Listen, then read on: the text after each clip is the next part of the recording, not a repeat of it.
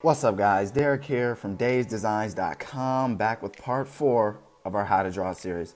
In today's video I'm going to be going over the basics of proportion and how this can really help you guys finally begin to develop and understand how to draw better and why maybe it hasn't been so easy and just to get a better understanding for it. So in a general sense, I would say proportions are extremely important when it comes to just drawing and creating something in general and making it look the way it's supposed to. So for you guys, I have an image in the description that you guys can download and use for reference that I'll also be using.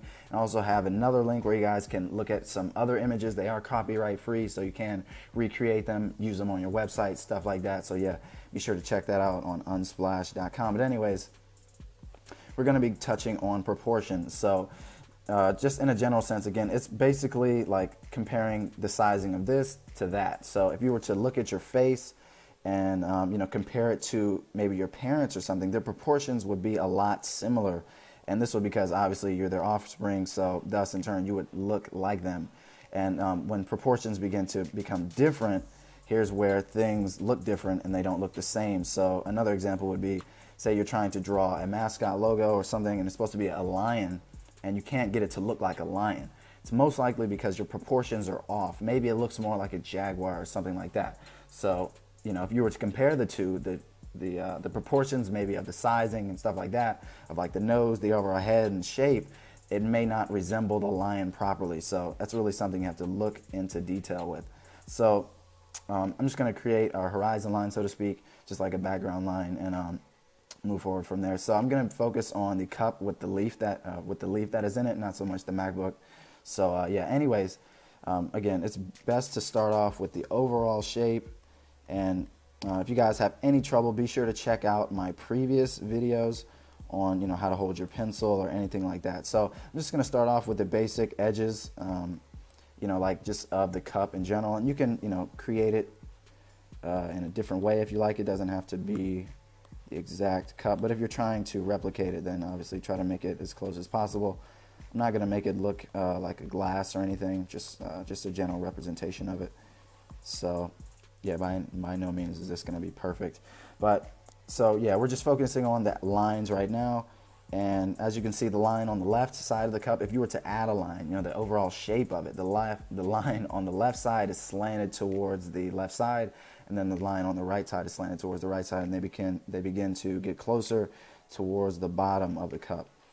And we're going to keep this round, and I'm just going to make this, I'm just going to outline an oval just so you guys get an understanding that it's a cylinder and not just like a flat rectangle or something like that. So yeah. But anyways, so yeah, and I just created this proportion just to start, so just this object. So now when moving forward, again, it's proportion based on something else. So you can always start off with the overall size of the object if you'd like. That's what I'm doing right now. And then you begin to move forward with details and adding other, just roughing in the basics of other objects. So I'm going to decrease the size. All right, so now I'm going to add like this water line, and technically, according to my horizon line, so to speak, right here, the line where the water is, per se, is about here, probably up here somewhere, and then the cup, the top of the cup is actually longer, or higher, sorry, it's actually taller. And again, I'm just, judging this based on what my eyes are seeing, not what I want them to see, but what they're actually seeing. So you got to be realistic with yourself. If it doesn't look right, say, okay, this doesn't look right, why? And then you just break it down. And that's, really how you get better at drawing, and this is really how you create something to look, or, how you create something, recreate it, and make it look the way, your eyes actually perceive it, or see it, or how it actually is in real life. So this is kind of like a better representation of the glass. In a general sense, this could be cut off on the bottom. We could shorten this up a bit. So anyways, the top part of the glass, again, would be maybe a little bit higher. And yeah, that's kind of like a decent representation of this. All right, so I just resized my image a little bit.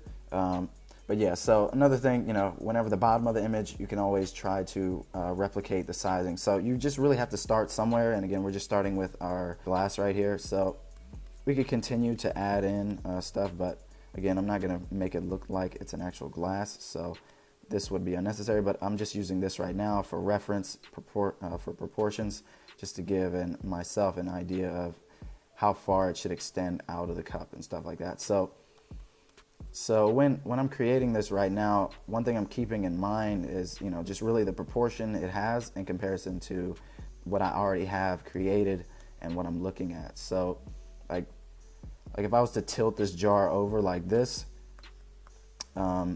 that length would be about the same as, you know, where our leaf stops at. So this is not a bad, so this is all right in regards of the sizing. It's still not perfect, but we're not going from perfection here. So, and again, whenever you're continuing, you can really just break down each line point if you want to. So like at this area of the leaf right here, you'll notice that there it comes rounded like this, then it's kind of an angle right there, and then it begins to go down and around, and here's where the ring of the cup starts, like this, like if I was to draw a bigger size of that. So that's really what I'm focusing on right now, if you're actually looking at the same picture, and then I bring it down and in more. So now as I created that, I just came to the conclusion that that is way too big. So I just really just redraw it how I think it should be. And this is really what I do a lot of the times whenever I'm creating something, is like if it doesn't work out the first time, I just do it again, you know, just redraw it and continue until I get it looking like the way I want it to look, or, you know, like my reference photo, if that's what I'm going for. So a base place to start, again, is the overall sizing of the object, and then you can move forward based on smaller things within that. So like, again, when we created our cup right here, I instantly moved forward from the beginning. You know, I started with the overall shape, and then I went to the closest thing to that, which was the ring of the cup, and that helped me, you know, further adjust my sizing of the top portion of the cup. And once I got that down, I moved forward onto the closest thing to that, which was the leaf. And then we kind of got like the basic understanding for the inside part of the leaf, that's, you know, that's inside the cup itself. And then we extended that based on those proportions to, you know, extend our leaf out of the cup and, you know, further represent what we see on our picture. And, you know, and again, another place that I started was also the horizon line. So just creating that, you know, you can blindly create it if you'd like, or you know, you can more so compare it to the actual size of your canvas or whatever you're drawing on, like this overall whiteboard and the space. And right now I'm just, you know, doing the outline of the MacBook. And then I'm going to start again based on a proportion that's very close, that I can really, you know, it just makes it really easy. So the last thing we did was our leaf, and the closest thing to that leaf is the top left corner of our MacBook. So I'm going to start there because the proportion is the closest and it's the easiest to get right. So I'm going to begin there, and then obviously the line on the top just goes straight across. I'm not using a ruler, don't matter. And then, you know, our line right there just goes straight down, and then you know, it goes down until it gets to a certain point, and then I can use another reference, another proportion, which is our horizon line that we created, and that goes down a little bit past that horizon line, and then that black top part of the screen is between, it stops between this line right here, so the bottom of the cup, and, you know, like in between the horizon line. So it's, so like this would be halfway point between those two, so between this, and then it's pretty much between that, so it'd be right here. So that's where our screen would stop. And, you know, you don't really have to measure anything. I'm just measuring it all in my head using my eyes, no rulers or anything like this, and then just the basics and understanding of proportions. So, you know, our screen, I'm just going to draw over this whole thing would be black right here. And then we have our keyboard. All right, so now for the keyboard, again, that begins right where our screen ends, and then that line, to get the line correctly, you'll notice that the line of the keyboard that extends out is not perfectly straight, and this happens to do with perspective, you know, when you were to look at it. And and if we were to get that line perfect, or close as we can to perfect, we have to again base it on the proportions of something else. So this line right here, from, you know, here to here, should be, you know, straight up and down, you know, vertical for the most part, unless there's a slight slant in the image and I can't see it. So anyways, so our slant is not perfectly straight, but it's also not perfectly 180 degrees like our horizon line. So we could reference these two if we wanted to, but really I'm just going to base it off of how straight this line is and then how slanted the line of our keyboard is, and just move it out accordingly. And that looks, you know, about right to me. So now that we've gotten that line out of the way, there's also another line that goes straight across in this area, so to speak. This is probably a decent example of where that line should be for that. And that line is, I want to say, about a little bit higher than where our cup is. So technically that line should be here. But then if I were to continue to dig deeper, it's actually the sizing of our cup is off.